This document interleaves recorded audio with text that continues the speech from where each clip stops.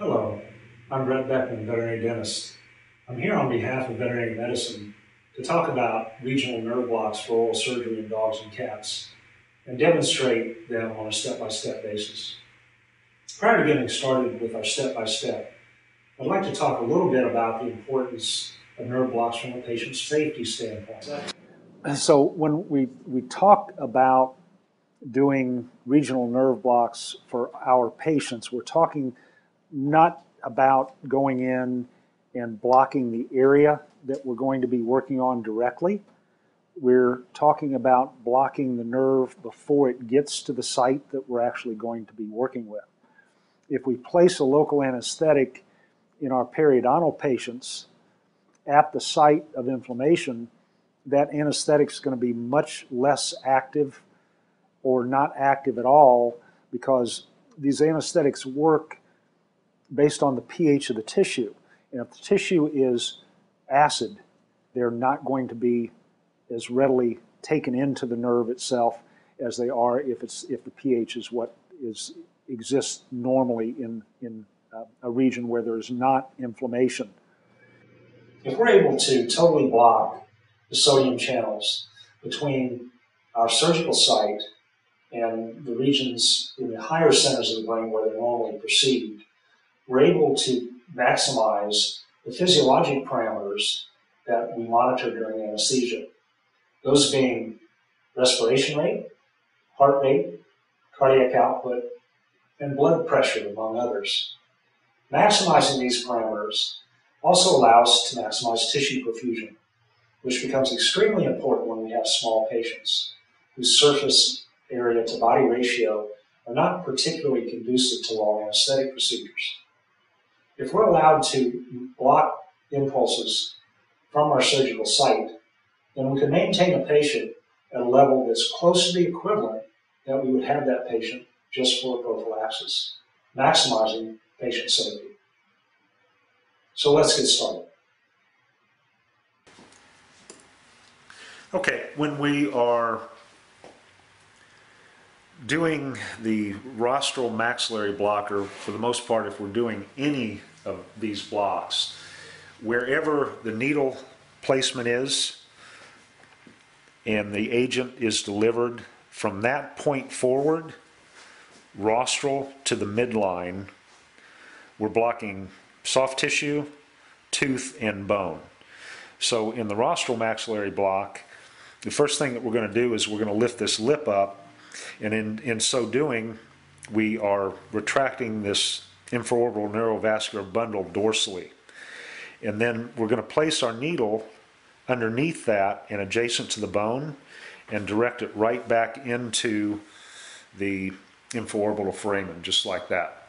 If we don't experience any resistance, as we did not here, then we know we're in the foramen.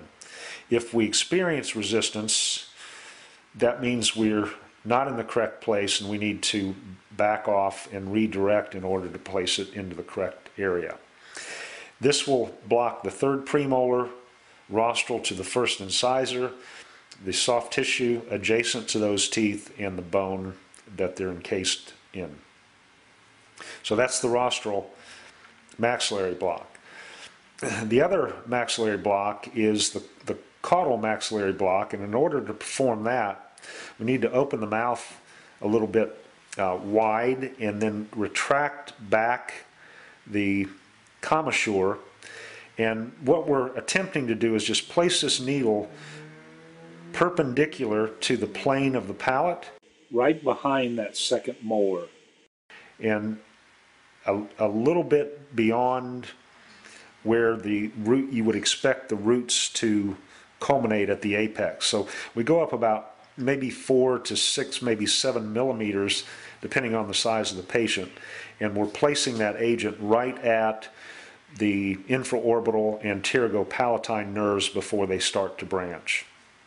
So that will get bone, tooth, and soft tissue from the caudal maxilla all the way to the first incisor, including the palatal mucosa, palatal bone, and the soft palate.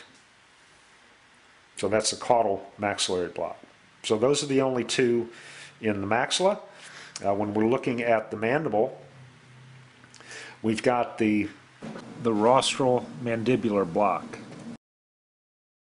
And the middle mental foramen is our target, and that mental foramen is about a third of the way up from the ventral body to the marginal bone here, directly beneath that mesial root of the second premolar. So what we're going to do is we're going to place our needle rostral to the mandibular labial frenulum here, which I have retracted down with my finger, and we're going to direct that backward to and into that foramen. And again, we should be able to place it where we're not encountering bone. If we encounter bone, again, we need to back off and redirect it so that it does go right into that foramen as it has here. Now the way to test that, if we want to make sure that we're in, if we move that needle laterally, it's going to move the whole patient. If it's not in the correct spot, if it's outside, it will move the frenulum itself, as you see here. When performing our maxillary blocks, we need to take into consideration anatomical differences between the normal skull dog, or the mesocephalic or dolichocephalic skull conformation, and that of the brachycephalic dog and the cat. Take a look at the length of the infraorbital canal in this particular dog. The infraorbital canal starts here, it enters back into the pterygopalatine fossa area, which is here, and the length of that is about 2.5 centimeters. Contrast that to the brachycephalic dog, where in this instance the entrance to the infraorbital canal is here, and if we place our needle, it extends back to this point where we just entered the area adjacent to the pterygopalatine fossa, which is half the length, or about a centimeter or centimeter and a quarter in this particular skull conformation. The length of the infraorbital canal in the cat is even shorter in relation to the brachycephalic dog. If we place our needle just barely into the infraorbital canal, you can see that the tip now resides adjacent to the pterygopalatine fossa, right at the same region where we would place the caudal maxillary block for the normal skulled or dolichocephalic or mesocephalic skulled conformations in the dog. Now the last block we do is the caudal mandibular block, and in order to do this we need to be able to palpate this little notch that is in the caudal mandible just rostral to the musculature as it attaches to the bone. And that little notch also corresponds well with the lateral canthus of the eye. So in some cases we can't palpate that, especially in cats, then we use the lateral canthus of the eye to drop a plumb line directly beneath the ventral mandible, and that's our target. So I like to approach this from somewhat of an angle by palpating the lingual aspect of the ventral mandible here, and then placing the needle so that it contacts the bone, and then redirecting it upwards slightly. And you only need to go in about maybe a half of a centimeter, 5-6 millimeters, in order to be in the correct spot. And what we're doing is we're blocking the inferior alveolar nerve prior to its entrance into the mandibular canal. So we're not actually hitting a foramen in this block, we're just placing the agent adjacent to that nerve before it enters the mandibular canal. So